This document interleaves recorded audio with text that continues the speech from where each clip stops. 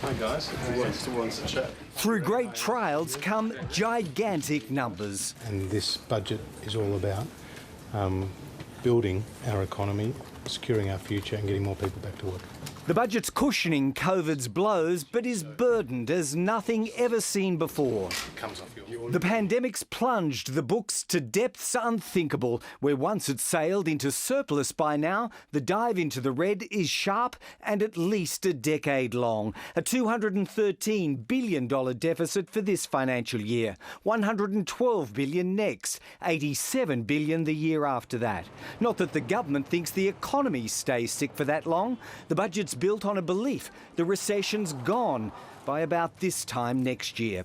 The current crash in economic growth giving way to an epic rebound, almost 5% next financial year, before settling back to more regular levels after that. There's a bounce back in the global economy of 5% next year.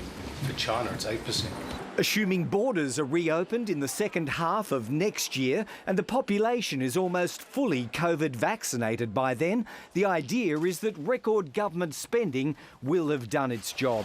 Personal income tax cuts worth $12 billion this year alone will go to more than 11 million people. The benefits range from $1,000 a year at the lower end, or $20 a week, through to $2,500 or $50 a week at the upper end. They'll come almost instantly once passed by Parliament. That money will be spent across the economy and that money will help create jobs.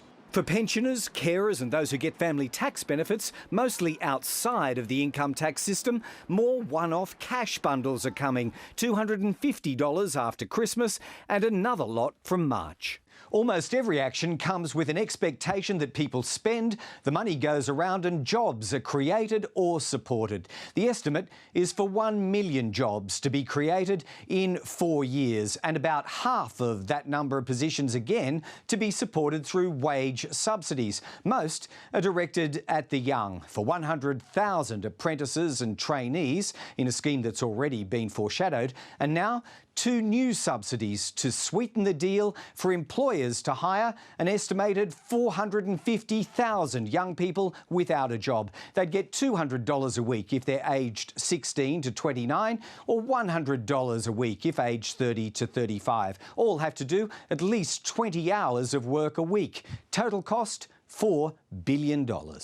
Payroll support isn't the only leg up for business. A massive tax write-off on equipment, assets and losses is coming in from tonight. It'll go to almost every business in the land. The costs must be borne and nowhere do they show up more than on the debt tally.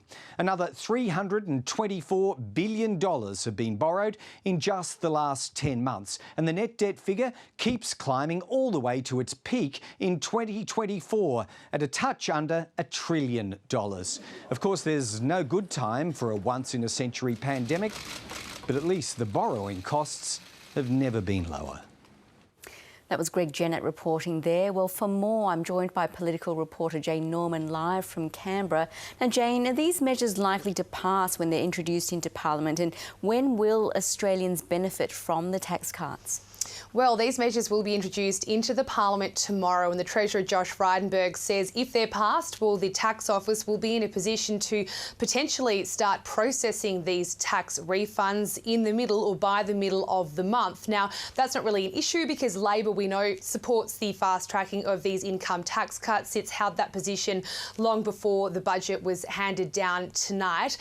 But the government is bundling up these income tax cuts with tens of billions of dollars worth of business incentives that were also unveiled as part of tonight's budget. And it's that element that Labor is not yet sure of. So as you heard in the story that's just played, these are incredibly costly measures. The investment allowance, for example, encouraging businesses to invest in assets, is worth about $27 billion over 2 years. So Labor, having only just just seen the budget, wants to spend some time digging through it just to check whether that actually is going to be delivering, as much bang for the buck that is being laid down. So clearly there is a bit of a political element here. The government, by bundling together the business investment aspects together with the income tax, wants to put pressure on Labor to support the entire package, or potentially accuse Labor of holding up income tax cuts for more than 11 million Australians that, as I said, could be delivered within weeks.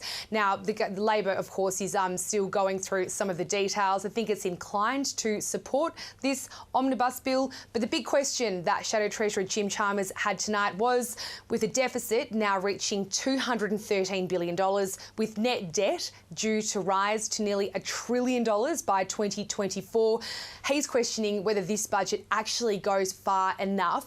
Here's what he had to say earlier on News Channel. We've said that we support the income tax cuts, the bring forward of stage 2 and the extra help for low and middle income earners. We've said that now for some months that we would support that. We now are told by media actually that there'll be one omnibus bill with all of the business tax measures in it as well. We are inclined to support those, Lee, but we only saw them for the first time a few hours ago. One of the measures alone costs $27 billion. So we will go through the detail of it and make sure that that's the right and responsible way to spend so much money. We're inclined to support it, but I think people will understand that we will also take a little bit of time, whatever time we have available to us, to go through the details and make sure that we're getting bang for buck for such an extraordinary amount of money. Reaction from the opposition there. But Jane, what can you tell us about the reaction from interest groups to this historic budget? Yeah, well, it is an historic budget. It's an unusual budget too, in that it is pumping tens of billions of dollars into the economy. We've got tax cuts, wage subsidies, investment allowances for businesses, which is all designed to prop up the economy in the face of this COVID-19 recession. There aren't the usual budget cuts that we would see in any other year, particularly under this government. So there aren't clear winners and losers here. Business groups, though, for what it's worth, have strongly endorsed tonight's budget. They said that from the outset, this budget needed to taper off the emergency spending and allow businesses to stand on their own 2 feet, to give businesses, encouragement to invest and hire more workers. And the Business Council says that the measures in tonight's budget do just that and will, they say, help get Australians back into work. We know that this pandemic had an enormous impact on the labour market. In the space of a month, more than 1 million Australians lost their jobs or were stood down to 0 hours. Now, lots of those jobs have been recovered, but the unemployment queue is continuing to grow. But on the other side of the coin is the welfare groups. And so they have pointed out that there is a clear age divide in this budget, that a lot of the measures introduced, the wage subsidies in particular, are aimed at Australians under the age of 35. Now, that's not super surprising because we know that in previous recessions, younger people have been hit hard. They lose their jobs quickly, but it takes years for them to get a job back. And so the government is clearly calculating here that, getting young people back into jobs is important because otherwise they'll spend a long time potentially on welfare. However, ACOS, the Council of Social Services, points out that there are 900,000 Australians right now who are on the job seeker unemployment benefit who are over the age of 35. And so ACOS has questioned really what is in the budget to help that cohort of Australians get back into work. So, yeah, the budget was only handed down a few hours ago. We've all had a little while to sort of, go through the detail. But certainly one of the themes that is emerging early is this generational divide in terms of just who the government is helping. So much to digest there, Jane. Thanks so much for taking us through that tonight. Jane Norman in Canberra. Well, earlier tonight, Treasurer Josh Frydenberg spoke to 730's Lee Sales, where he defended the Morrison government's big spending plan. Labor's largest deficit was $54 billion a decade ago. Yours is 4 times that today.